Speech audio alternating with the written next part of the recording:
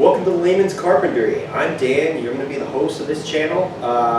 In this, we're going to go on a journey and discover all the things you can craft and create in your garage, even with the limited space and limited tools you have available to you. I'm not a professional. I am, as the name suggests, a layman, and I work with what I have available to me. And you can still get by. You don't need the fancy tools. You don't need a joiner. You don't need a lathe. You don't need a bandsaw. There are ways around these hurdles, and you can still come out crafting some pretty cool things. Off to my left, you can see one of these very creations. This is a dollhouse created for my niece for Christmas. Barbie dollhouse that is with fully functioning LED light. That was created with merely table saw, miter saw, and really just sandpaper and some paint. And we're going to go through some of the future projects that are waiting in the wings just for me to find time to do them. One of them, this guy. This is going to be my microwave table. And we're going to go through the process of how to refinish this microwave table because I recovered this from my father-in-law's garage and it was in quite the state of disrepair. But is a beautiful table made of cherry wood, quite defined. Just needs the finish repair. And we're also going to go through these beanbag boards. This beanbag board is already being rebuilt with a new top that I stained and varnished.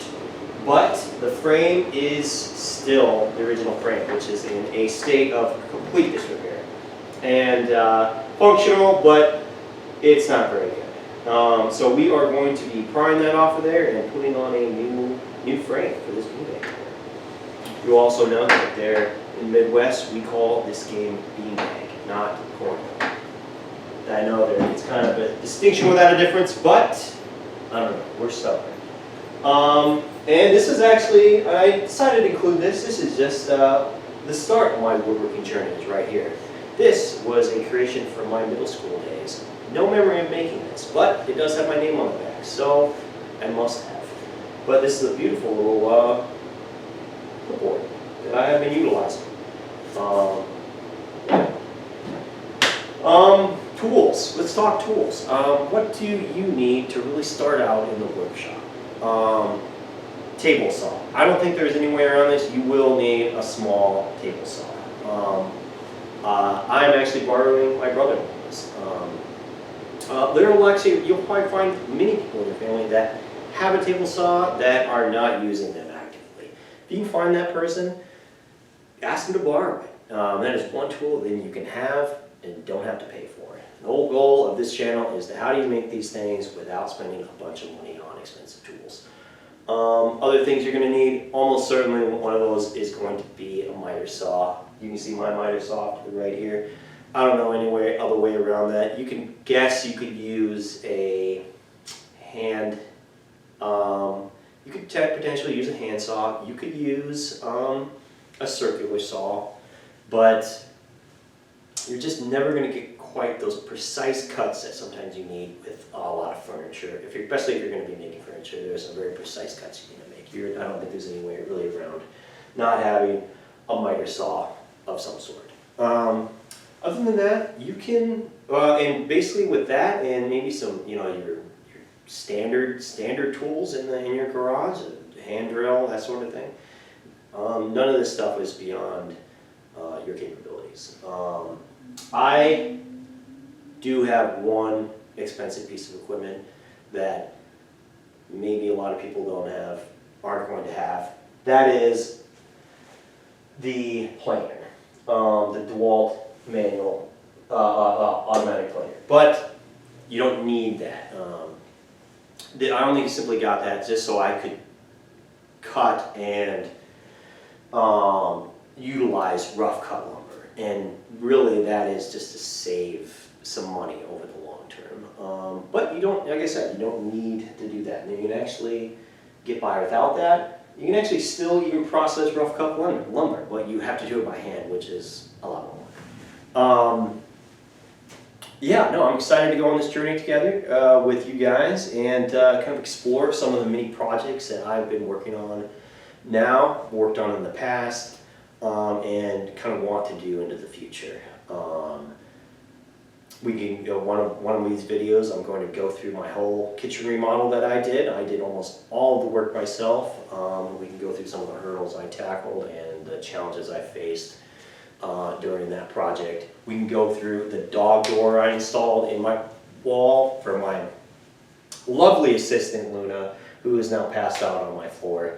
Our 4-year-old puppy, Corky puppy, quite the handful. She's going to be assisting in the garage, mostly with cleanup. She likes to eat her spider webs and sawdust. So I let her go to town because I don't think it's going to hurt her, and I guess it's less I got to clean up later. Other projects we're going to go through are just a couple of the pieces of furniture that I've created over the last couple of years here that are in active use in my house. One of them is a nightstand in use by my wife.